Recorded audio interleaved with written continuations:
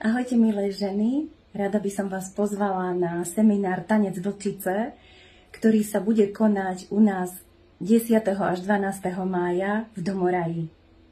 Tento seminár alebo víkendový pobyt je zameraný na obnovu autenticity a na pozvanie tej našej pravosti a pravdivosti do našeho života.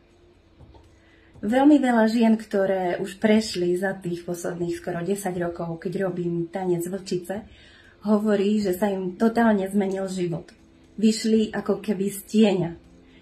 Popadali všetky putá, všetky také zábrany, ktoré im bránili byť sami sebou.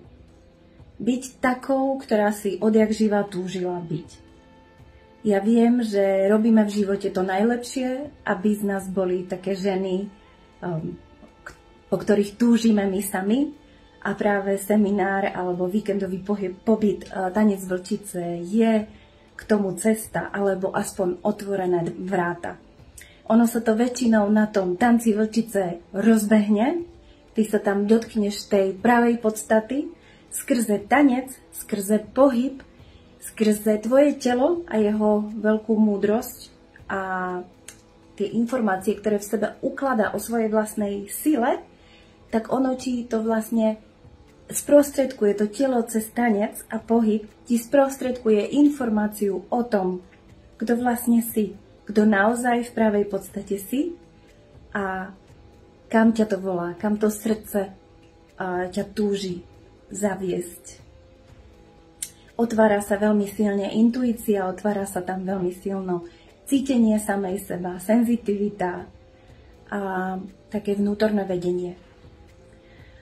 Tanec Vlčice milujem robiť, je to jeden z mojich najobľúbenejších seminárov. Je to také moje majstrovské dielo a ja som vždycky veľmi rada, keď sa stretne tam tá skupina žien, ktoré vytvoria také pekné, pokojné sesterstvo, ktoré mnohé tie skupiny sprevádza aj naďalej. Tak žena, dovol si to. Dovolme si to. Dovolme si to každý deň, nie len na seminári. Ale na tom seminári, na tom pobyte môžeš pocítiť tú pravú esenciu toho, bude to ako taký poriadny otisk, ktorý potom s tebou pôjde v živote, keď to budeš potrebovať, keď budeš cítiť, že sú také chvíle možné v živote ťažké alebo náročné, by som skôr povedala, keď potrebujeme tento otisk si na ňo vždycky spomenúť. Aj mne sa to deje. Takže, drahé moje, vidíme sa tam. Tanec Vlčice 10 až 12 máj, kvieten v Domoraji v Beskydských lesoch. Budem sa na vás tešiť.